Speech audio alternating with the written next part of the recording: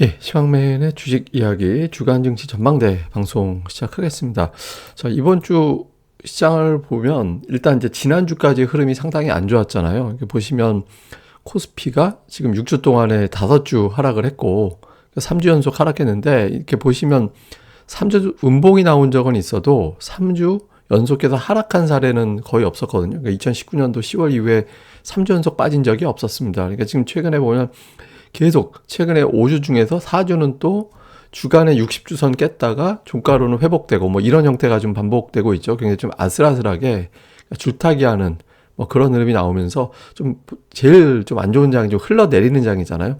뭐 그러면서도 계속 상승 시도는 했어요. 그러니까 올라가면서 뭐 3030, 3050 이렇게 타지는 하지만 그러니까 막판 주 후반에는 매물이 나오면서 빠지는 뭐 그런 형태가 반복되고 있습니다. 이게 지금 60주선에서 이제 대롱대롱 매달리고 있는데 이런 사례가 예전에 딱 한 번 있었어요. 예, 비슷한 경우가 이제 2006년도에 이제 쭉 이제 계속해서 내리 빠지다가 60주선 근처에서 대롱대롱 이제 왔다 갔다 이제 저는 이걸 이제 다림질 패턴이라고 그러거든요. 다림질 하듯이 이렇게 쭉 내리는데 이때는 이제 다림질 하다가 결국에는 이제 올라가면서 완만하게 올라가고 다시 또 치고 나가고 이런 패턴이 나오긴 했었거든요. 근데 차트라는 게 뭐 과거에 이랬다고 그러니까 무조건 똑같이 된다 이렇게 이제 장담할 수는 없기 때문에 그러니까 이번 추이는 좀 어떻게 되는지는 좀 더 살펴봐야겠죠. 근데 어쨌든 시장에서 좀 자신감이 떨어져 있는 상태.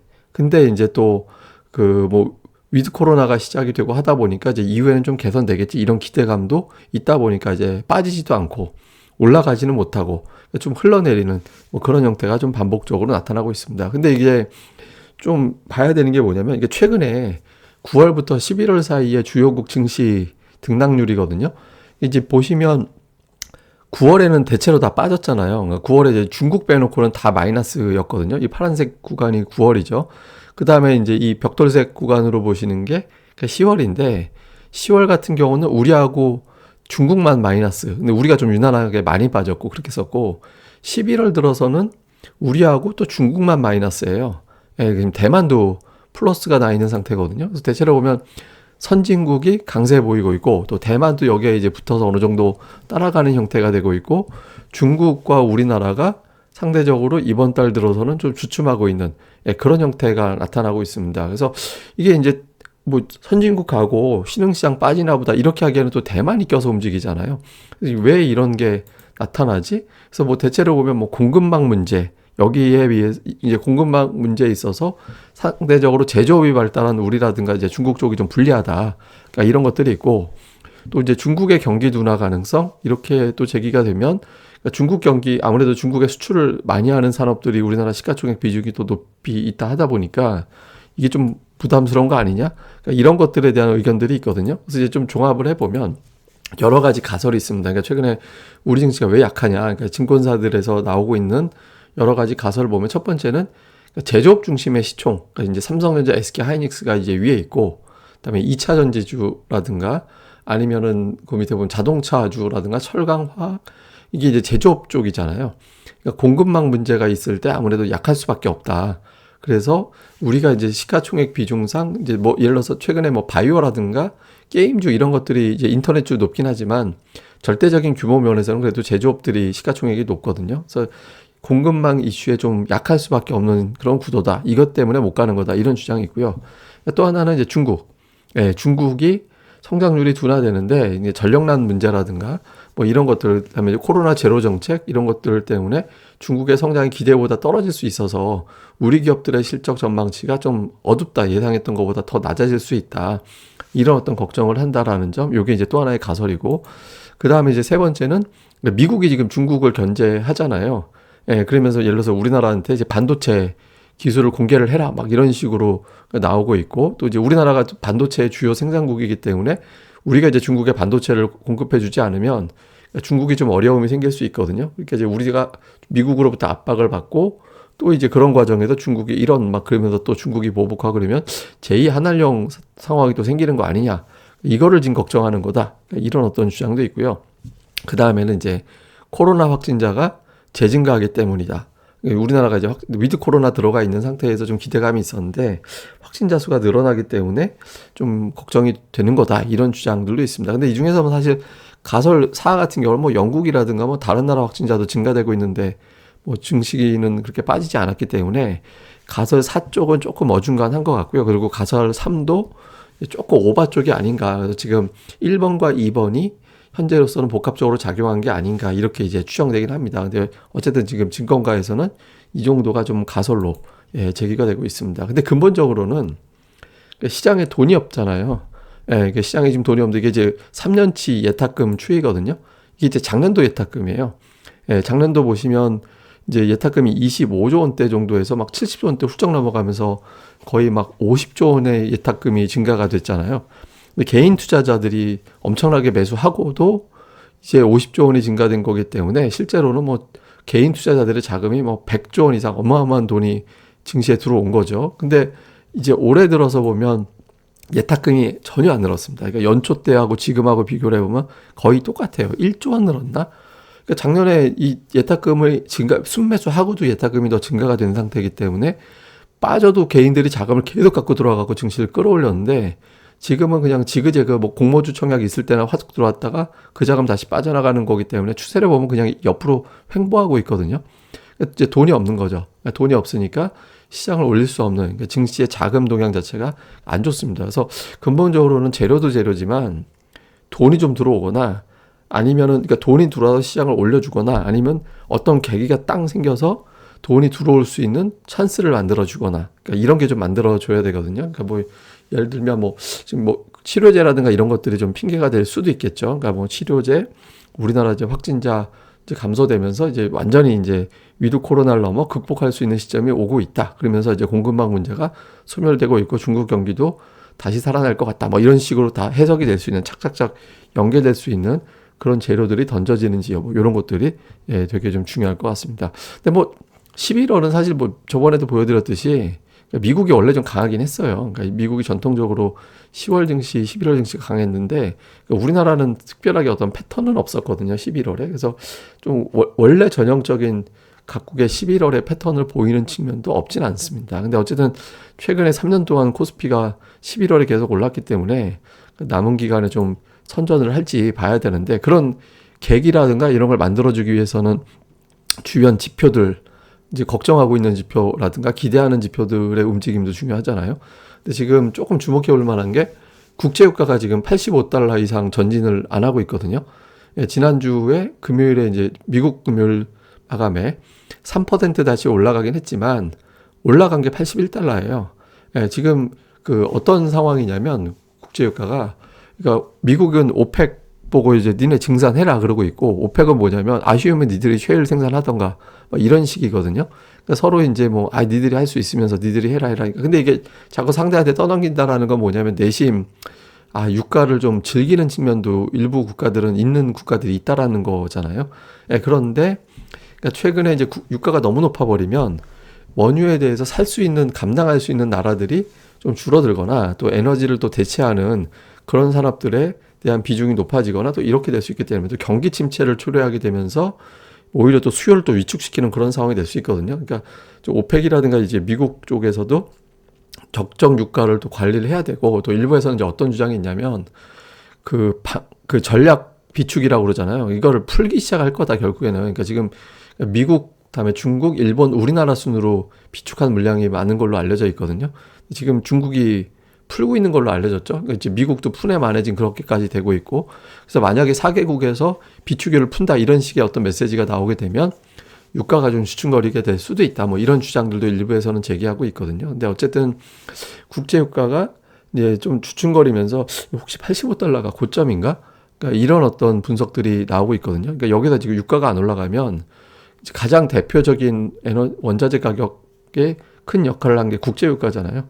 이게 이제 빠지면서 이제 인플레이션 우려를 좀 축소시켜 줄 수도 있거든요. 그래서 지금 유가가 이번 주에도 85달러 넘어가지 않고 좀 안정이 돼준다면 조금 우호적인 상황이 생길 수도 있겠죠. 그 다음에 이제 또 하나는 그 달러하고 이제 금리인데 달러 인덱스는 이게 사실 근본적으로 좀 떨어져 줘야 되거든요. 근데 안 떨어져요. 그러니까 지난주에도 좀 빠지는가 했더니 다시 올라와서 달러 인덱스가 94.3이 됐잖아. 이게 근본적으로 빠져서 90 이하로까지 내려가는 방향으로 가줘야 이제 좀 신흥시장 쪽에 돈도 좀 들어오고 뭐 그런 게 신호가 나오거든요. 근데 지금 좀처럼 빠지지 않아서 지금 미국에서 지금 인프라 법안 통과라든가 이런 것들이 좀 나와서 좀 주춤거릴 법도 한데 아직까지 달러 쪽에서 신호가 없습니다. 그러니까 그 달러화가 강세를 보이는 국면에서 그 우리 증시가 좀 강하게 움직이기는 현실적으로 좀 어렵거든요. 그래서 요 지표 유가 하락하는 것도 유가가 또 너무 하락하면 또 문제가 되는 거라 유가가 안정된다라는 표현이 중요하겠죠. 유가가 좀 안정되고 다음에 달러가 좀 빠지는지가 되게 중요하다. 지금 달러 인덱스가 여기서 95를 넘어가는 흐름이 돼버리면 증시가 여기서 한번 또 맞을 수도 있거든요. 그래서 달러가 좀 안정이 돼야 되고. 근데 이제 다행인 건 이제 금리가 지난주 기세 봐서는 막 1.7% 넘어서 뭐 1.8% 간에 2% 간에 그 정도까지 이슈였다가 10년물 금리가 지금 지난주에 1.45%까지 뚝 떨어졌잖아요. 예, 그러니까 파월 의장의 어떤 발언 효과가 좀 있었다라고도 볼 수 있죠. 그래서 지금 이게 금리 올라가면서 뭐 인플레이션에 대한 어떤 걱정을 많이 한다. 또 미국이 이제 금리 올리는 거를 기정사실로 한다. 뭐 이런 분위기가 좀 있었는데 금리가 떨어져서 요거는 그 지난주, 지지난주 이럴 때는 호주 금리, 우리나라 채권 금리가 막 난리가 났었거든요.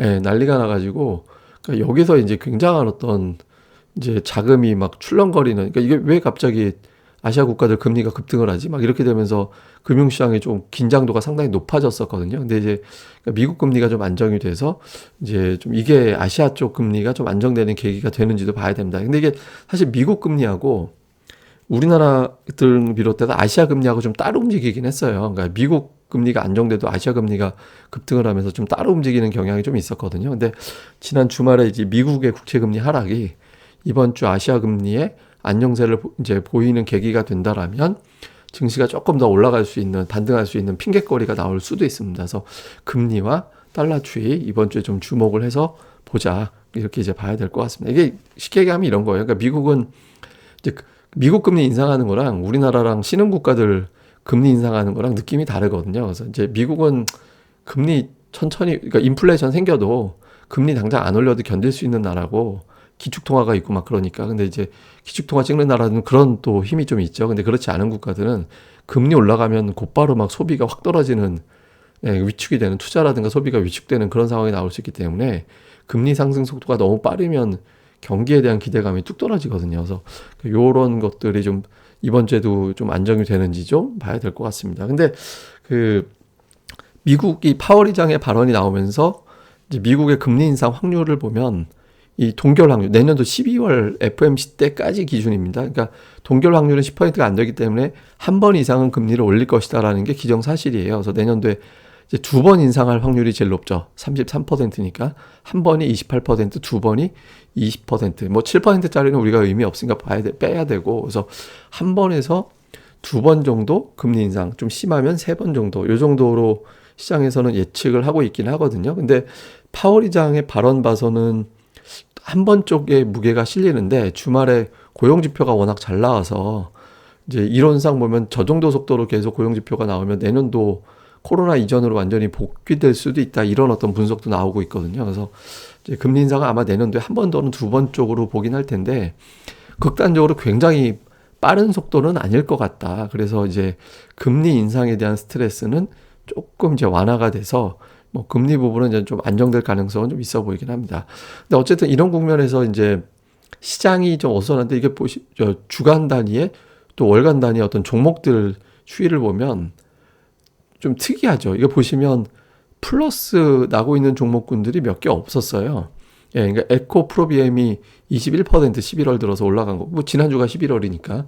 그리고 이제 HLB 정도가 폭락을 했던 종목인데 좀 많이 올라오고 그 외 종목들은 이제 거의 다 마이너스권에 이제 내려와 있는 뭐 자동차, 부품, 다음에 이제 뭐 IT, 통신 장비, 바이오가 아니라 이제 엔터주 뭐 이런 것들 전부 다 마이너스권으로 내려가 있었고 시장에서 제일 세게 올라갔던 위메이드가 빠졌거든요. 그러니까 위메이드가 에코프로비엠으로 이제 바뀌어 버렸죠. 그래서 지금 제일 센 거는 에코프로비엠. 그러니까 시가총액이 지금 11조 원 정도까지 올라왔는데 이제 여기서 시가총액이 여차하면 셀트리온 헬스케어하고 뒤집힐 가능성도 없진 않은 것 같아요. 이렇게 되면 셀트리온 헬스케어가 떨어지고 에코프로비엠이 올라가면 두 종목이 10%씩 오르고 내리고 해버리면 역전이 되거든요. 그래서 지금 2차 전지 쪽이 이제 연말까지 메인이 되는 거냐 아니면 순환매냐 이번 주에 볼 필요가 있죠. 그리고 얘가 또 독주하기에는 좀 애매하기 때문에 옆에서 한두 개 정도가 이제 보조가 될 텐데 그러니까 어떤 게 보조가 될 거냐 뭐 반도체가 될 거냐 아니면 또다시 이제 뭐 엔터 게임이 될 거냐 뭐 여러 가지 시나리오가 있잖아요. 그러니까 두 개 업종 정도는 연말까지 주도가 될 가능성이 높거든요. 그래서 지난주에 일단 게임에서 2차 전지로 좀 바뀌었는데 이 구도가 또 바뀌는지 요거를 좀 이제 이번 주에 좀 볼 필요가 있고요. 코스피에서는 이제 하이닉스가 올라오고 카카오가 올라오고 기아 자동차가 올라왔거든요.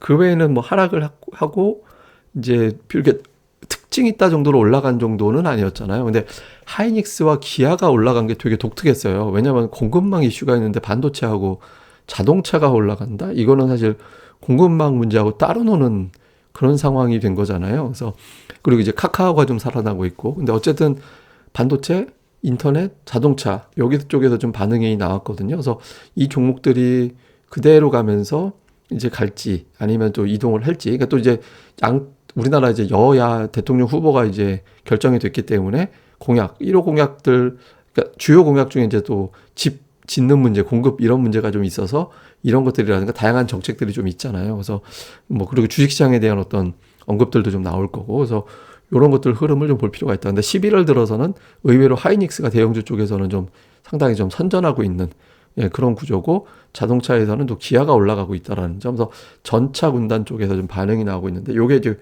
고정이 되는지 아니면 이제 다시 또 바뀌는지 요거를 좀 주목해 볼 필요가 있는 것 같습니다. 그러니까 인플레이션 국면에서 셌던 종목군들은 좀 다 빠졌어요. 지난주에. 좀 약했고 그 공급망 문제에서 좀 고전하던 종목들이 오히려 올라갔거든요. 그래서 이게 어떻게 돌아가는지를 좀 볼 필요가 있다. 이렇게 보시면 되겠습니다. 그래서 이번 주 주요 증시 포인트를 보면 치료제가 이제 화이자 치료제가 나왔죠. 그러니까 나오면서 효능이 머크사 치료제보다 훨씬 좋잖아요. 머크사가 이제 50% 5일 이내 먹었을 때 50% 효능이 나는데 그 화이자 치료제는 3일 이내 먹으면 89%, 5일 이내 먹으면 85% 굉장히 차이가 나잖아요. 그리고 이제 일부에서는 뭐 내년도 1월에는 미국에서는 코로나가 극복이 될 수 있다 이런 어떤 주장도 제기가 됐거든요. 전 FDA 국장이 그런 얘기를 했죠. 근데 어쨌든 이 치료제와 미국에서 이제 인프라 법안이 통과가 되고 이제 대통령 승인까지 가고 있는 단계니까 이제 물론 이거보다 이제 사회 지출안이 더 중요한 법안이긴 한데 어쨌든 미국에서 이제 두 가지를 던져줬잖아요. 특히 치료제 이슈가 어떻게 어필이 될 거냐. 요거 좀 되게 중요한 변수. 외국인들을 움직이는 계기가 될지 요거 좀 봐야 되겠고요. 그다음에 이제 거래 대금이 어쨌든 증가하고 있거든요. 50조 원에서 53 그러니까 주간 단위로 코스피 50조, 53조, 58조인가? 하여튼 지금 3주 동안 거래 대금이 좀씩 증가되고 있어요. 근데 이 증가되는 국면에서 외국인들이 완전한 컴백은 안 하고 있는데 그러니까 외국인들이 이번 주에 컴백을 할지 그러니까 지금 만기가 있어서 좀 들어올 수 있을지는 모르겠지만 어쨌든 이번 주 초반 넘어가면서부터 외국인들이 매수가 들어와지고 삼성전자를 사주느냐 사실 이게 지금 몇 주째 계속 이게 주요 포인트긴 한데 치료제라는 재료가 나오면서 조금 양상이 달라질 수도 있거든요. 근데 그럼에도 불구하고 이제 안 하면은 이거는 이제 중국 문제 물고 늘어지고 이제 계속 안 할 거다라고 해석이 될 수도 있어서 핑계거리가 자꾸 더해지는 상황에서 외국인들이 이번 주에 5일 중에서 3일 이상 매수를 해줘야지 되거든요. 그래서 그런 흐름이 나오는지. 그 다음에 이제 지난주에 특이했던 건 이제 글로벌 펀드에 중국 투자하는 자금이 몇 달 만에 최대 자금이 들어갔거든요. 그러니까 중국, 물론 이제 우리 쪽, 그리고 아시아권 국가에서는 모든 국가에 대해서 순매도였어요. 그런데 중국에 투자하는 자금이 지난주에 이제 몇 개월 만에 최대 자금이 유입이 돼서 중국 경기 우려가 바닥을 친 거 아니냐 이런 어떤 주장들도 나오고 있거든요. 그러니까 중국 증시가 좀 살아나주는 게 되게 중요하죠. 그러면 이제 중국 경기 둔화 우려를 이제 정점이 지나갔다 이렇게 될 수 있어서 왜냐하면 이제 우리 증시가 이제 중국에 대한 걱정 때문에 못 올라가고 있다 이런 주장들도 있으니까 그러니까 이런 부분들도 같이 좀 살펴보는 게 이제 중요할 것 같습니다.